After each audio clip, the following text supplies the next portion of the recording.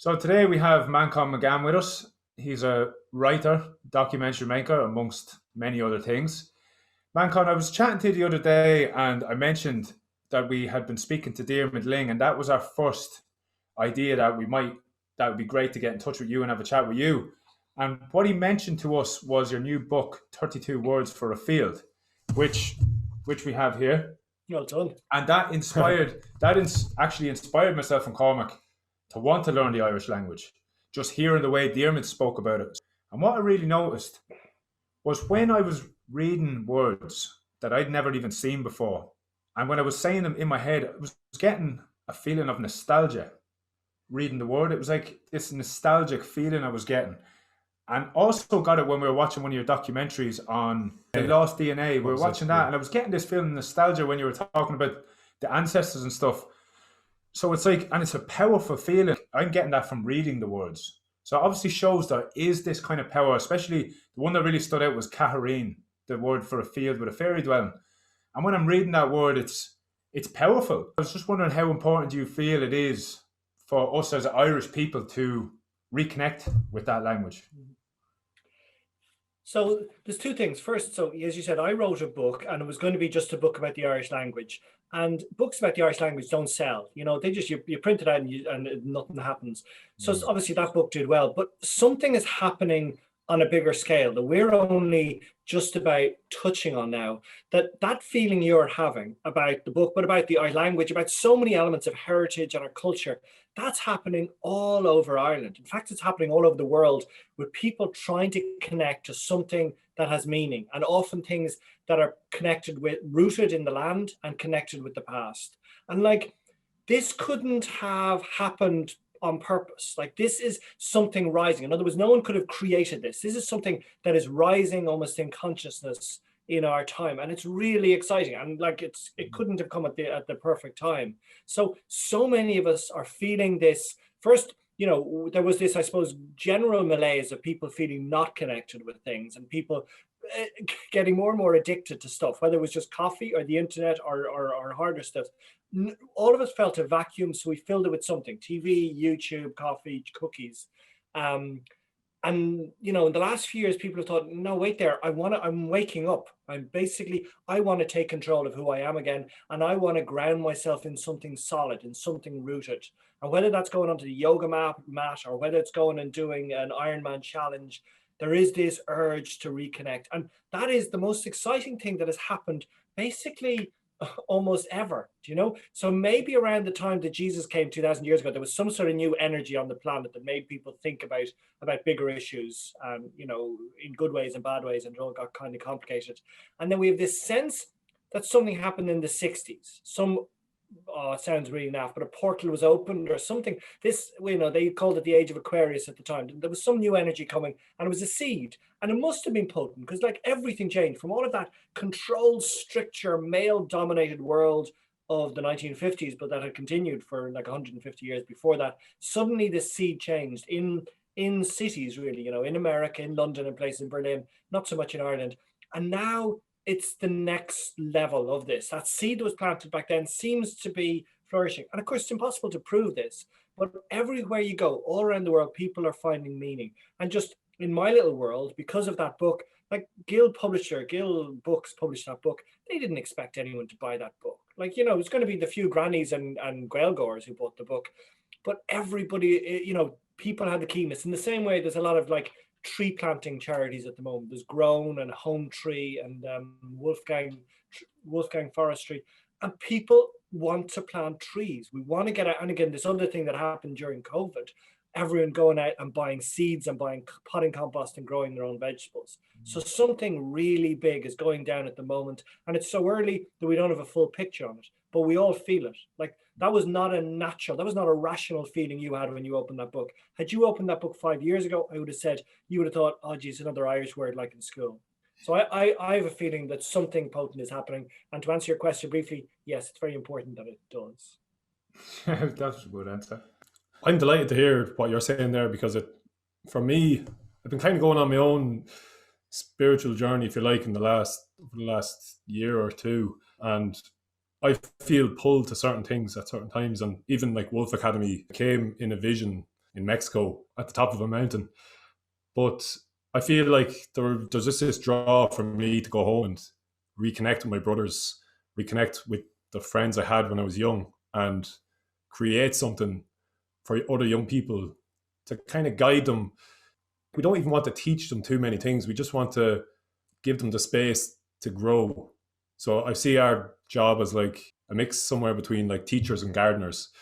So sometimes there's an urge to like tell everything we've discovered, like, oh, this is the way or whatever. But I think we're kind of like pulling ourselves back and saying, find your own way, and here's the space to do that. So it's just great to hear how it's kind of coming together in terms of the language as well and nature. They just seem to be themes that are keep coming up for us, even doing this podcast. We never really planned to go down this route with the Irish language, but it seems to be pulled to us, and nature as well. So I heard you mention before that stories are so important for us, and these myths and stories. What kind of way would you see Irish being reintroduced in terms of education? Because, you know, like everyone complains about the way it's taught. So like, what way can we help young people reconnect with it in that way where they want to know it and they want to learn it? Yeah. So there's a few different ways. And one thing that I suppose I've been doing, and that book is an example, it's just loads of words. And I have a book coming out next year of words for kids. In fact, I was looking at the first proof pages today. It's come back to me. And it's a big Machtira page, a big wolf page. And there's all the different words for Machtira, you know, Fuelchu, which is like wild hound. Then there's Ahar Talun, sorry, the father of the earth. No, yeah, Ahar Alta. No, it's not. Madra Alta, wild dog, and then Ahar Machtira, the son of the land. So those words can have a potent effect. Like I particularly like the words for light, the words for shining light. There's a word lesbon, which means the dancing colored lights that appear in front of your eyes when you get too close, when you drift a little bit too close towards other dimensions. And that's similar, but it's different from scrimplini. And scrimplini are the supernatural lights that dance before your eyes, again, when you're in a time of uncertainty or when you're just between the realms a bit. And the one thing that we know about Irish people from the beginning of time is we believed in the other world. We definitely believed in this world. We knew how to grow. We knew how to work in this life.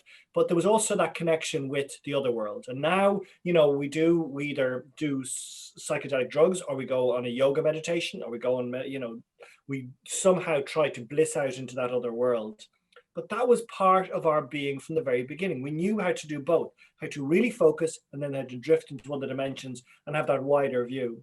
And it is latent, it is dripping from so many words of the Irish language, this idea that there is an expanded consciousness that all humanity who haven't either been colonized or oppressed or closed into some small structured thinking by a controlling oppressive force like Christianity in Ireland.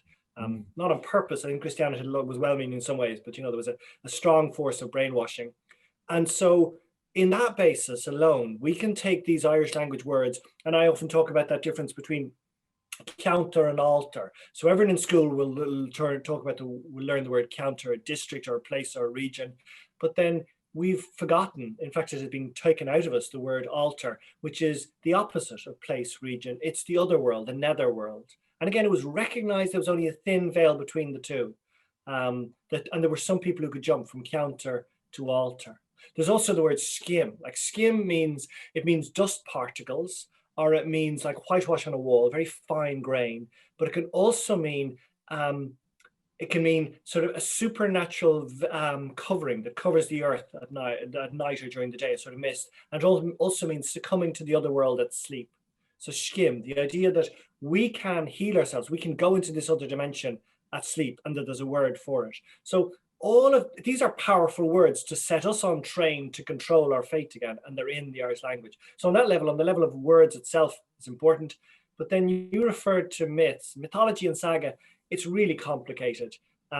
We can have those words, we can have myths translated, that's fine. But some of the words like gesh, like an omen, or what is this, like it's a taboo that is put on people. We won't fully understand those until we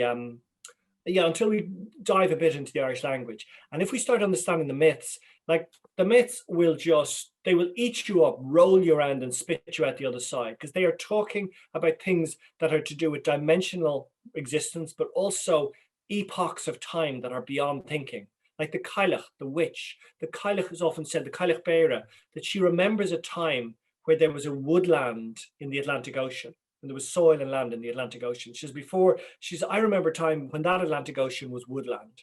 And that's true. Geologists say that, of course, Pangea, there was that one planet and split open and created the Atlantic. Somehow this information seems to be encoded in the myths. So if we do go into the myths in any culture, you will end up basically blasting your mind wide open. It'll just make you see different things. It'll make you see that time and space aren't linear, that aren't limited, that we can actually do things. We can tap into parts of ourselves that are just beyond anything. So all that's just awaiting us now that we've shown an interest in the Irish, and that we've stolen the Irish language and Irish culture back from the people who've had it in the last 100 years. I don't know, maybe Gaeilgeoir zealots, or maybe sort of the nationalist Republican movement or something. Yeah. And with that, how do we make sure, if people are delving into these other realms, that they come back and don't go too far? I remember, I think you realized when you're in India, you had your period of enlightenment, and you just wanted to, and you're going into places in your mind that were maybe further than most people can go without, losing it. So how do you make sure that people can delve into these other states and other realms and make sure they get back, as Ian Taylor on our first episode said, making it down is mandatory. So coming back down the mountain. Great. Yeah. And so we really are in early days on this, and there were, I suppose, some pioneers who were looking at our own culture and looking at rituals and reappraising or reconnecting with our past. And some of it was a bit off-putting, because some was a bit either too new agey or too sort of Celtic spirituality or wishy-washy. And that's okay. Like with any new movement, we have to find our feet, and there'll always be those eager ones who might just go and be too immersed in it and make it then either exclusive or just less attractive to other people. And still definite a dimension of that. If you go up onto the Alltar or an Ishnach or something, you're going to have some people who have this sense of that it's theirs, that they own Celtic spirituality or something, and they won't allow anyone in. So we need to sort of drip feed all of these new ideas into society in a slow release way, so that we can accept it spot on, drop after drop. And then we need not just the extreme sort of shamans and druid figures with the grey beards leading, but actually teachers being comfortable to talk about Bealtaine and about Imbolc and Lunasa. And I'm seeing that all over Instagram, all over Twitter. It's 5 years ago, people didn't talk about the pagan goddess Bridget on the 1st of February and what she was doing, or like Bealtaine and the rituals. That was only a tiny elite of sort of weirdos. Now, more and more people, mainstream people, are engaging with these things. And that's what's going to help us. If we don't, like, there'll always be the extremes who go right deep into things, like, as I said, as you say, like I did in India, went too deep. But most people are more balanced than me, have more sense. They want an aspect of something bigger in their life, but they don't want to go totally up their own hole, which is I risk doing sometimes. They want to have it be in this world too. And I just think, in the same ways that this information is only coming out now, the guides and the helpers and the sort of directors will come along now to lead us into this. They already are, I see so much. Just as you were touching on going into those other worlds, it was reminding me of last year, myself and Cormac did these guided shamanic journeys. Now we went and there was a few rituals we had to do before the journeys. We had to go and find a stone, whatever stone called out to us, and spread seeds over the land and different things like that. And I remember the second journey we went on, that's what that felt like for me, like going into a different world. Came to the bottom of a tree, the ground opened, we went down, you're seeing all this so vividly, you're down, you find your spirit animal, he brings you back up, and he's kind of embodied then in your stone. And I still carry that stone everywhere with me now. I still carry that stone. I still have that stone in my bag. Actually, grab it. That's it right here. And like, wow. it's it's weird, it's powerful, like, you know, and that's what that's what I was thinking of there when you said delving into the different realms. And also just when you were talking about the rituals and drip feeding people. So for Bealtaine, we actually went to the Hill of Tara, like you mentioned there, and there was a group of us, and we lit the fire, and we kept it light-hearted, and there was music and drums and a bit of meditation. But there was actually 2 Brazilian people there as well, like people from everywhere. And I noticed that I was like, everyone here is from such a different background and had such a different journey on life. But when you're here, like when you're there under the stars, in your bare feet, fire, in nature, like it's nothing else matters about the outside world. It's just what's there in that moment. And I'm just noticing more, like I'm getting so pulled into it, and Cormac, and everything kind of points to nature. And I think it always did for me. Like when I was younger and I went down a path of addiction, when I was in them low points and in that addiction, I'd always, for some reason, I'm only noticing it now, but I'd always go out into a field or like, and sit there by myself. That's where I went. But it was like, I didn't realize at the time that was like, it was pulling me towards it. And now that I've come out of that, it's like, it's nature that gives me the peace. And I just think that it's so important now for young people to connect with that nature and have some sort of ritual. Ritual is a strong word. It might freak people out before. I know I've said it in groups and they've been like standing back. They're like, I was liking what you were saying until you mentioned the word ritual, you know? But have something for teenagers to come into manhood so they don't stay as teenagers the whole way up until their 40s. I know that there used to be some sort of ceremonies and stuff. I don't know. Do you have any insight on that? What kind of things or rituals or whatever word you'd like to use there that teenagers should go through to kind of transition into manhood? Yeah. And again, if we were having this conversation 10 years ago, there'd be a great point of despair to it all, because we'd be thinking none of these solutions are anywhere near mainstream society, but they seem to be ever more. Like with mindfulness is slowly coming into the schools. At least almost everyone in Ireland probably knows what mindfulness is. And 5 years ago, we didn't, you know? And actually just like maybe 2 weeks ago, I learned about yoga nidra. I'd never heard about yoga nidra before. You know, it's just very slow. It's sleeping yoga. You listen to these 30-minute scripts on the internet, and they just put you into a really profound, deep, like sleep type zone, really easily. And like, there's no one who wouldn't immediately fall for a yoga nidra. But the other thing, the reason that I started gardening, I started going out in nature in the same way that it was an instinctual thing to get out in nature. Like when the age of 18 or 19, I started suffering really bad depression. And I thought, okay, is my life, do I have a life of depression ahead of me? And I thought, I don't want this. I have gone to all the trouble of incarnating into a physical body at this time.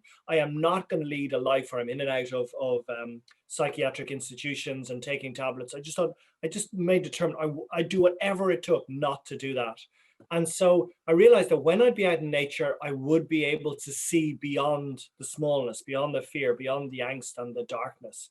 I thought, that's what I'm going to do. And then when I grew vegetables, whenever I was digging in the soil, I could feel this sense of ease. And of course now, you know, again, scientists have realized that the same amount of serotonin is released when we dig in the soil as is released when we're under Prozac. It's the exact same amount. Like the body has been dealing with these masses of trauma and stresses for thousands of years. We have the healing devices. And you know, like in the last few years, a lot of people are talking about psychedelic drugs, and that's dangerous stuff. You know, that's dangerous stuff. But then when you think one of the original pioneers of the 1960s of expanded thinking, who was, you know, trying all of those LSD and other drugs, invented holotropic breathwork. What's holotropic? Again, holotropic breathwork is a complicated thing that one needs to do under guidance. One shouldn't try it on its own. But basically, it's listening to loud music with your eyes closed and breathing deeply, and you go into other realms. You go into other realms very quickly, and the wider self seems to guide you to the realms that you need to go to learn in. But basically, what's happening there? Your eyes are closed, you're breathing deeply, and you're listening to heavy drums. Like every ritual of every society around the world had that as a regular thing that they would do a few times a year. They would, they would dance. It was always based on heavy music, heavy drums or loud music, and they would go into other zones. It's just part of the services that we have in our brain to reset us, to rewire us, and to bring us back to what matters again. And so we know these things work. We know we don't need to buy expensive things or take foreign, substances. We can just chant. We can do it by just breathing and listening to our own selves. And then to answer your question, what we need to do then is create simple rituals like this for young people. And any young person who tried one of these would immediately love it, because the effects are really powerful. And that's all a kid wants is experience, is when sensation. And any of these rituals of breathing or just expanded thinking they feel palpable, they feel real. So it'd be pretty easy for us as adults, as a new generation, to bring these in for our kids, and our kids would love it. They feel lost. You remember how lost you felt. I remember when I was, as I said, 18 and 19, so depressed. All I wanted was guidance, was something bigger, was something grander than my own selfishness and the small sort of capitalist world I was born into. I craved it, and so many people do, but we don't see any option. All we're told about in career guidance and by our parents and by our schools is become a nice cog in the wheel of life. Go out and just serve, and ideally get a mortgage as quickly as you can, so that you are totally locked into everything. And there are, at least in my eyes, there'll always be people who want to be part of that system, who maybe in this incarnation don't want to explore, or don't want to investigate themselves, and don't want to break out of the shell. And that is fine. If there is such a thing as incarnation, I probably had many lives where I've led that tame life. But what seems to be really clear at this moment in life, there is a rising majority of people who want answers, who want a bigger view, who want a Weltanschauung, a world view. And all we need to do is make them more available. Like in my periods of depression, and I went off to Africa, went off to India, South America, looking for answers. I didn't find it, but eventually I just found the New Age shelf in my library in Dublin. And there was some really wacky sort of crazy books on New Age and spiritual shelves, but also I found some gems that made me think, wow, there are other ways of viewing reality. And after that, I thought, actually, I'm happy to stick around in this life. This life can be so much more creative and expansive. And as you say, we just need to find ways of putting that out there. And that's exactly what Wolf Academy is doing. That's what yous are doing, which is heroic. And again, yous aren't alone. There are other people feeling inspired. It's a really exciting time. Yeah, exactly. That's the way I think as well, is we need to make it more normalized, because there is this, even I said earlier, like I had a spiritual journey, and I felt like people listening are going to be like, oh, like, don't listen to him because he's talking about spirituality. And I feel like it's either, people always look to the extremes and everything, look at like you're either spiritual or you're like logical, and it's like, well, no, it's always somewhere in the middle. Like we need, as you said, like you still need to live your normal life and pay your taxes and do your whatever you have to do, and then you dip into these other realms when you need to recharge your system. And I think that's the key. What we're trying to do is, even with the podcast, whatever, is just kind of talk about these things and without the extremeness of it all. And I think, yeah, bringing it in easily, like with breath work and stuff like that, which is much more safe and still holotropic, obviously, as you said, needs guidance, but it's more approachable for people than say, oh, let's do psychedelics.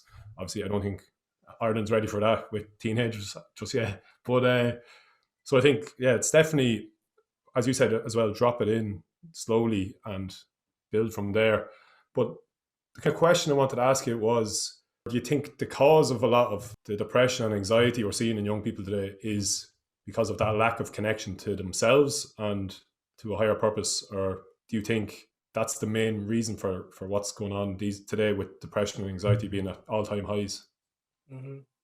Yeah, I do. So that sense of alienation and wanting to reconnect it happens, two things happening. Like, so obviously, first in Ireland, we had the Christian church, and that it closed our minds in some ways, but actually was a great boon to us. It was this grander force that we could rely back on. We could, sort of rest back into the arms of the Virgin Mary, or God, and that held us in times of difficulty. And that had an important psychological component. And that's now, from so many people, either gone or they're questioning it. So there is this big vacuum that needs to be filled with something.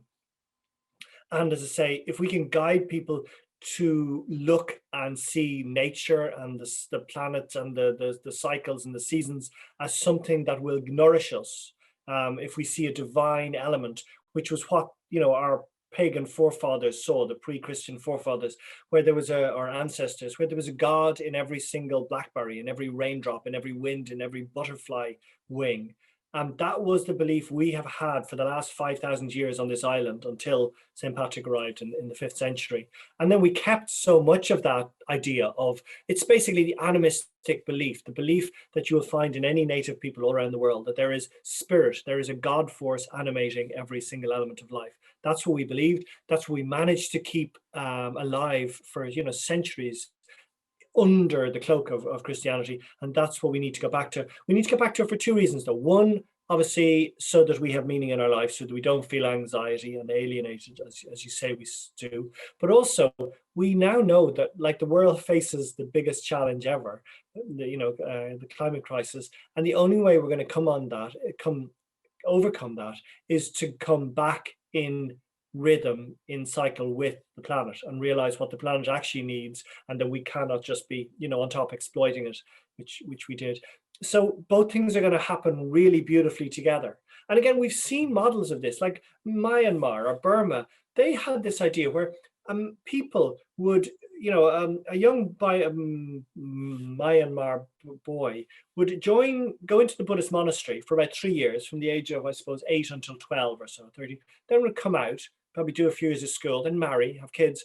And then when the kids were about 6 or 7, could look after, they go to their grandparents, they'd go back into the monastery again. So there, as you said, there are times where we will have 2 feet planted in the real world, and we will be absolutely focused on that. But there'll be other times where we can go and just spend more time doing yoga nidras and doing just messing around and going on long walks and things. Like, we know that we're not going to need to work as hard as we did, because that sort of labor isn't going to be there anymore. We know that there probably is going to have to be some type of universal income, basic income.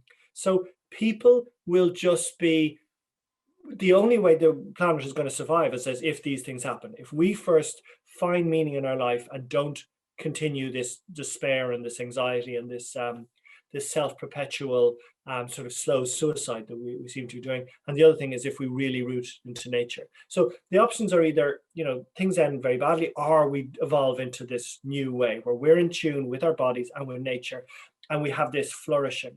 And in some ways that sounds really naff and vague and far out, but you can see so many of the first signs of this coming along. It's small, for example, like you mentioned Diarmaid Lyng, who's doing amazing things with the Irish language, but it's really his only Diarmaid Lyng. I can't think of anyone else. What he's doing, it's so simple. He's saying, yes, this Irish language is a really key part of our culture, part of our makeup. It has wisdom to give us. So I'm not going to give it to you in a school, because you've been traumatized by Irish in school. So I'm just going to take it out, and we're going to go for wild swims. We're going to play hurling on the beach, and we're going to have great food grown in the garden, and we're going to cook it up outside, and we're going to speak Irish. Like, there's very few people who that wouldn't be an attractive idea for, too, if they heard it. But it's only Diarmaid doing it. The rest are, you're going to a Banatee who's giving you white sliced bread with processed cheese in an old bungalow. And that's because we're in between mindsets. We're in between not only mindsets but worlds. It's a really pivotal time where some people are daring to see an entire different way of living in the world. Definitely. And just one other thing I wanted to touch on it, because some people say to us, like, why are you doing a podcast that's just for men, like the Wolf Brothers, and it's about helping men understand themselves better and heal their pain, reconnect with their warrior spirit. But the reason me and Daryl think it's important to focus on men is so that we can be better in society for both other men and other women. So how we should act as men, how we should heal our pain so that we can be better. And I think that even noticing from like women's circles, and there's great things going on down in Avondale. There's retreats there for women to like women step into their power. And I feel that that's what the world needs as well, because I think, as you mentioned as well, that this masculine energy of conquer and the strongest rise and the weakest are at the bottom. And I think that women energy, the feminine energy of nature as well, is starting to rise again. And how important do you see the role of women in society in Ireland as things progress? And you see that kind of that surge as well. Yeah. So, you know, when I was saying this idea that there does seem to be a movement where we are moving back towards a deeper connection with ourselves and nature and the cycles and the planet. That's all female.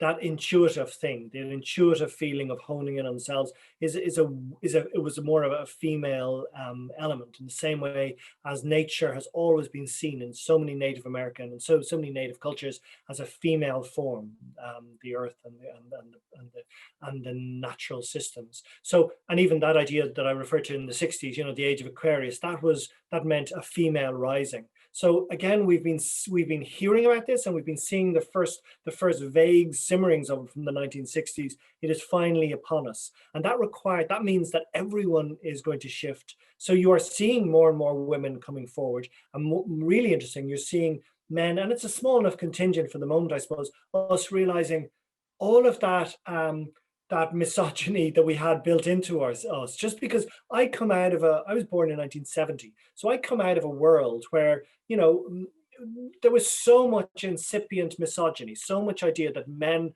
should control things and were wiser and more sane. And so it's sort of, there's so much blind bias. It is inculcated into me and into all of us, that sort of idea that actually men should have some leadership role and men should be heard more and men should be paid more. These ridiculous concepts were something I was born into. So as you said, like what's vital about the Wolf Academy is that you are beginning that process. All of us, the men, need to start, we need to reevaluate everything we thought was right, because it was on it's amazing what the masculine yang energy created over the last centuries, but we realize it's not sustainable. We have transformed the planet, which is heroic, it's masterful, but we know it's also killing us. So this is this amazing frightening time of humility, where men are realizing, so we had the boglands, which were our protectors of the Midlands, and then we had World War I and World War II, two great male forces of war on the world, and we came back after that,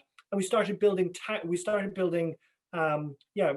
turf extractors, basically tanks, the same technology that we'd used in the First World War to create tanks. We started bringing them out in the bog and extracting our bog, and it basically wiped out, 70% of our bogs, have released so much carbon into the earth just through a male way of exploiting the land, of controlling the land. So everything is shifting as we're going back towards this more female way. It's really challenging though, because let's say I'm often asked to enlist some people to either be on a panel or to be on a TV program or to talk about these ideas. It's men's voices that come to me still. I still think of men first, as spokespeople, as pioneers, as leaders. So I am still totally locked into that old paradigm of thinking. And again, because so many of the people who had the highest profile in the past were men. So we're in this really difficult time where I am part of the problem, and I need to get out of the way. And what I do know, though, if we do go back into the mythology, and if we do go back into the language, particularly the mythology, they bring us right back to the female. Like all of the rivers in Ireland, they are female goddesses. All of the spiritual sites, the sort of cairns and those places that we go for ritual, they are so much about the female energy. And maybe some of them will have, a male god will have Cuchulainn or Lug or Finn put onto them, but they've been put onto them almost in the Iron Age. If you strip back a layer before, it's all about the female. So funny where I mentioned, that something happened 2,000 years ago with Jesus bringing new energy. But there was some point before that where it switched, where the female energy, like in Rome, obviously it had switched to male long before. But in places like Ireland, the female energy had existed, had power for a lot longer. And we're now we're now beginning these really uncomfortable, sensitive, frightening moments of us ceding our power and realizing that if we do listen to that female energy, it'll lead us onto a journey that will be a lot more nourishing, a lot more that lead to thriving for more people, to more plentiful food, more healthy connection with the world. But losing the certainty of that past, of that male dominated past, is bound to be really discomforting for all of us. When you're so used to something, I suppose, and it's so ingrained, to change it it's not a comfortable thing. But I think for me, like that intuitiveness you mentioned with the female energy, like I'm seeing that so much now. Like I never knew what it was, but I did used to see it with my own mother, Katrina. Um, this intuitivity she had when it came to me and knowing how I was feeling and that kind of stuff, and just she'd always know these things that I'd never know how she'd know. Kind of, do you know that kind of way? And and now I'm seeing it with other women as well, like my partner Aoife as well. Like, just it's an incredible power, I suppose, that they have, and I love to see the way they're getting together and harnessing that power. And I think with the things we're doing with the circles and that as well, it's kind of bringing us down, like not bringing us down, but like Bringing us together. bringing us together. And like for me anyway, my pride and ego was fucking huge at one stage. Do you know what I mean? And it's not gone whatsoever. I'll admit that it's not gone whatsoever, but it's coming down, and I'm getting more comfortable with things, and that's because of the female energy. Like I know it is, and because of that, then when we're getting together as men, we're more open. Do you know what I mean? And it's just having that knock-on effect. For me, it's like, I know, yeah, obviously the balance has been tipped towards the masculine for a long time, and it needs to tip back the other way. But I think, as with everything I said already, it always is going to be somewhere in the middle, and it's about merging the yin and the yang of the male and the female, and that's what I think would be beautiful if we could do that. And it's always going to be a balancing act. But I think we have our men's circles now, and the women have their circles. Just, I think we do need that time alone to go through our stuff as males and as females, and then just like with this podcast, as males we can work through our shit, and then when we come back to join with the females, and what works then is magical. For me, it's important that we recognize this emergence of the feminine energy and support it, and just do our part and they do theirs. And I think it's not one or the other.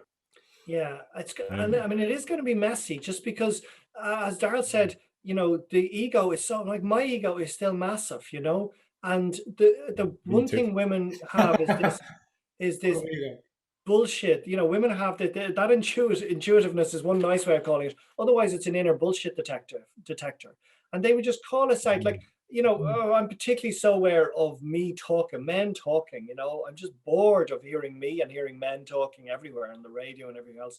Now, it's important. Wolf Academy is different because it's about men trying to break through these and finding ways. The only way we're going to do that is if we talk it out. But in so many societies, you'll have a man talking and women listening, and so much, and mainly often it's me talking, and so much of what I say is bullshit. And it's a woman who can actually, you know, cut through that. It's really uncomfortable. It's really not nice. But we know if we get through the other side, and as you said, it's not about women taking over. It really isn't. It's about finding a balance. But there's going to be some dancing and some uncomfortable experiences as society gets to there, I think. 100%, because what I think is, like, there will be men and there will be women that are going to take it too far on both sides. That's obviously the danger that's with this. I suppose all you can do is try and keep yourself in check and keep the balance for yourself. You can't really get too hung up on how everyone else is dealing with it. It's just about doing it for yourself. Like, I've been trying a lot of things lately to reconnect myself, because I noticed myself, I got treatment a few years ago, and everything was very, very nice for a while, and it was going up and up and up and up, and how I felt. But then that's never going to last. So, like, I came to a level playing field then, and the level playing field, it just kind of felt like nothing or something, you know? So I had to kind of look deeper, and there is a lot of other stuff I need to heal. So I found that out, and I'm trying different ways of doing it. And it's always, again, like I said, I know I keep saying it, but nature, like I was listening to a book by a guy called Sadhguru, Oh yeah. and yeah, inner engineering. So what I've been doing lately, and this is going to sound a bit mad, but I've been meditating with plants. Okay, so I've been breathing. I've been breathing out, and I'm imagining the plant breathing that in, and then as I'm inhaling, it's the plant breathing out. And I've been sitting there doing that, and those things, like they are bringing an awareness to me. It's uncomfortable maybe doing some things that are new, and you kind of have to follow the uncomfortable, pushing your comfort zone kind of things. And I think that's where you find the growth. Definitely. Yeah, I think for me as well, yeah, the ego is a big thing that I've been just battling with for a long time. But I think that's what drives me to do things like me and Darryl starting Wolf Academy. Like I feel like we do need it somewhat, because I remember I actually had a chance. I did ayahuasca there last year, and it gave, I don't want to go into it too much, but it gave me the opportunity to let the ego go, and I just said, no, I need it. So I always thought I wanted to get rid of it. Then I was like, I actually need it for certain things. So I think it's just being aware of it and having things in place, like for men, because we will get carried away, especially if you start doing things and being certain levels of success or whatever you think you're doing. You're like, I just know I'll get carried away. So I even say to my girlfriend, you have to keep me in check if I ever start being a dickhead, like the bullshit detector that you mentioned. So I have a few people in place for that. One of my friends, Teen, and he'll do that as well. I don't have to ask him. But I think it's so important to recognize that as men, that we have this, a lot of the time, this massive ego. And it's not necessarily all bad. It's just being aware when it's flaring up and being aware of why you're doing certain things. Like, is it true to your values? I just wanted to ask, do you have any practices yourself to check, like ego, to have that kind of death practice where you get rid of the ego for a while, or how do you keep it in check? Yeah, it's really it's a complicated issue, and I love the fact that you say that you want some of your ego, because I do too. Like so much of my life and my success in life has been about being a persona, almost creating a persona that you can communicate. And I would have learned that, I would have come up with that idea 22 years ago in India, when, as you said, I was up in the Himalayas thinking really beautiful thoughts, but I realized people would have just laughed me out of it. And I thought, no, I want to find a way. There's something important in my head, and I want to find a way of saying it. And that required creating a persona. And so whatever I do, I write in the Irish Times, I do my radio piece, do my TV, do my books. And so that's hard, because all that is creating almost the Manchán Magan identity. And then you also need to, but then particularly when my book came out and people thought it was spiritually wise, and people would send me emails, and so I'd read these out to my girlfriend, and she knows what an idiot I am, so it's really balancing. I need that ego to be a voice goes out there, but I also need to laugh at myself and realize it is worthless, it is nothing. So it's a complex balance, really. I mean, I was just lucky. Since I was a kid, I had this connection with these, what I see as sort of spiritual guides or something inside my head, these otherworldly voices that are really just really it's not a schizophrenic thing at all. It's just someone that sort of guides me. It basically is like loving energy. And so I like the perspective they give me on myself. They sort of remind me, look, you're in a physical body now. That requires some things. It requires you to be able to know how to do finances and play with an ego, but none of that is who you are. I am an energy. I'm no different from the wind, or or a fart or anything, or a river or a ripple in the river. But I'm just expressing at this time in this body. But don't believe in the body. The body is it's make-believe. You're using it. Do not get carried away. Do not get addicted to who the body is, or to who this persona you've created. So I try and make time every day to remember that. And as you say, sometimes you lose the plot, but it is that balance.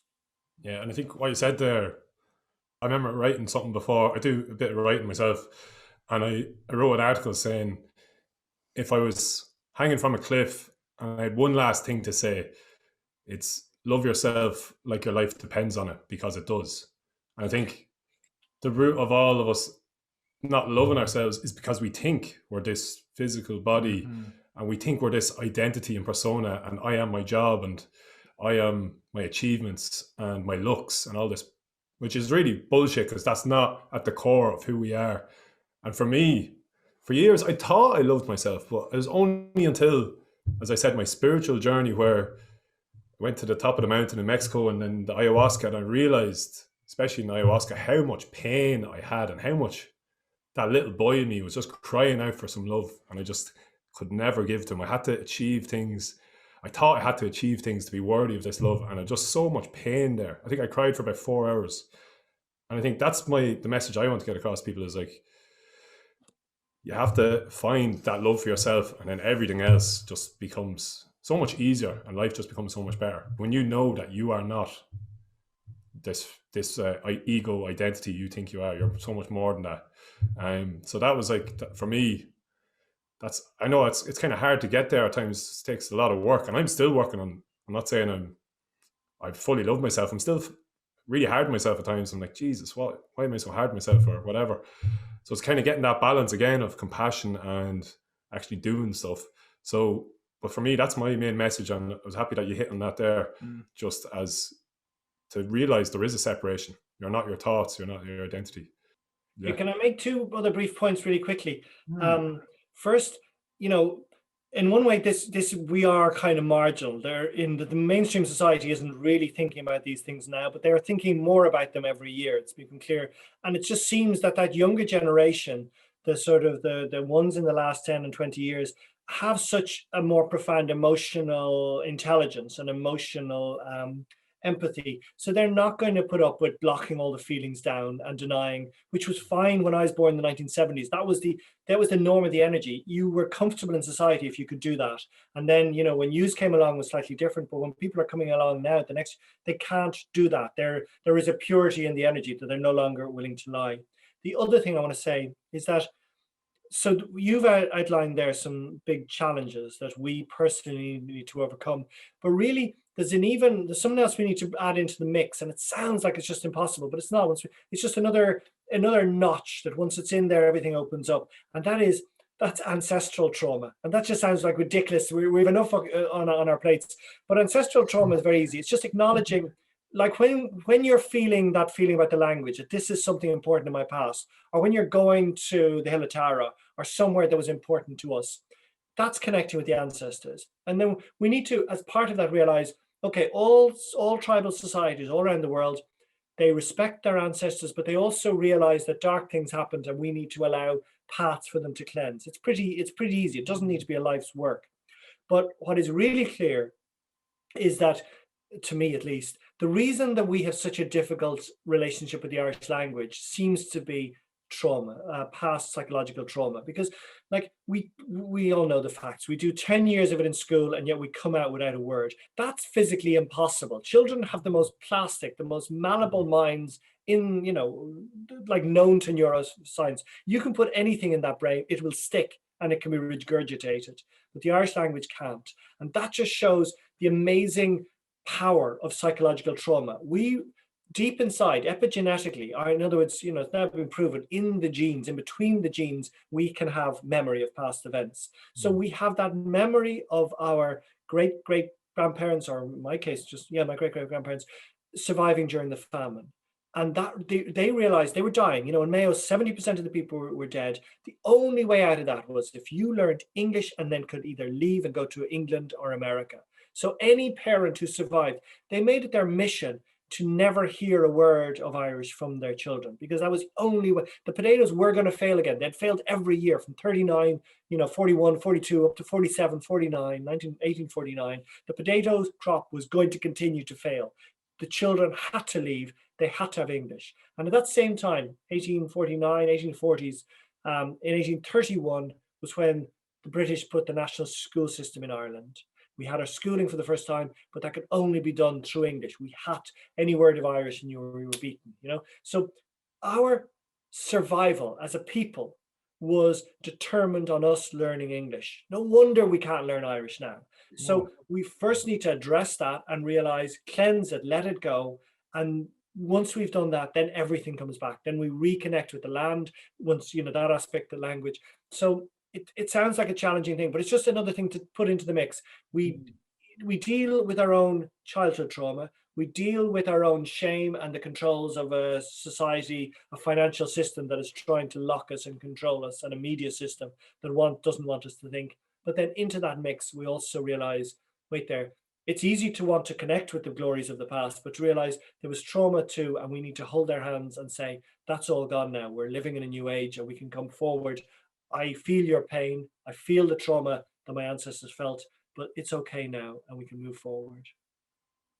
Brilliant. Wow. Never really heard of that trauma with the Irish language. No, I never heard it put like that, and it makes so much sense. Like how kids can't seem to, that's the only thing they can't hold in. Yeah, just before we let you go, Manchán, we usually ask like 2 questions at the end. What is success for you? It means like basically shining my light. So I had this idea when I was about 17 or 18. I thought, okay, life can be a work of art. It can be a canvas, and I just want to paint this canvas, and I don't want anything to get in my way of doing that. And so what I wanted that canvas, I just wanted to be like, I was sometimes, in my youth, I'd feel these feelings of bliss and light and beauty inside me. And I thought, I want to manifest that on the canvas so that I can see it. So there's not just inside me, and then I can show it to other people. So and what's been amazing is that as the years have grown, I'm seeing more and more of that light coming in different parts of the world, more and more of these potentials and possibilities and hope. And so I just want to be able to reflect more and more of that back out there. That's what success is. Wow. If you could give your younger self, back maybe when you were 18, 19, one piece of advice, what would it be? It would be to trust yourself more, to have patience, to love yourself. I really felt I had to get somewhere, and I felt I felt ashamed when I got my first job when I was 27. Really, I was just lost, wandering the world. I had German because my grandparents were these Republican revolutionaries, so I had German so they could buy guns. So I was able to work in supermarkets. So I'd earn just enough money to go off somewhere, but I'd come back, and by still 27, I'd done nothing except worked in supermarkets. And the shame was there. I thought, I need to do this because I need to I don't want to lock myself into something. I need to find a way of, living free. But at the same time, I felt such shame. I thought, God, I'm 27. I'll never come out to anything. So I just wish I could have told myself, just be patient. It does work out. Thanks very much, Manchán. It's actually been great speaking to you. Very, very interesting dude. Appreciate it. It's been brilliant. We didn't even get to touch on your Irish revolutionary ancestors, but and your granny Seagull Humphreys, but maybe another time. But no, it's been a pleasure, Manchán, and I learned a lot there myself. Yeah, that's right. And a lot to take away from that. Yeah, and I'm loving your book as well. And I'm looking forward to reading it in my van. Myself and my girlfriend Megan are getting a van for the summer, so we're going to be driving around Ireland. So I'm looking forward to just chilling with that. Ideal. And congratulations on what you are doing. It's it's powerful work you're doing. The Wolf Academy, again, like with Diarmuid Lyng, he's one man and we need an army of them. In the same way, Wolf Academy, you would be flat out with the amount of work. There needs to be loads more of those going on. But it's just it's just so exciting. It's so energizing to see it happen. It's powerful. Cheers for that. Very much.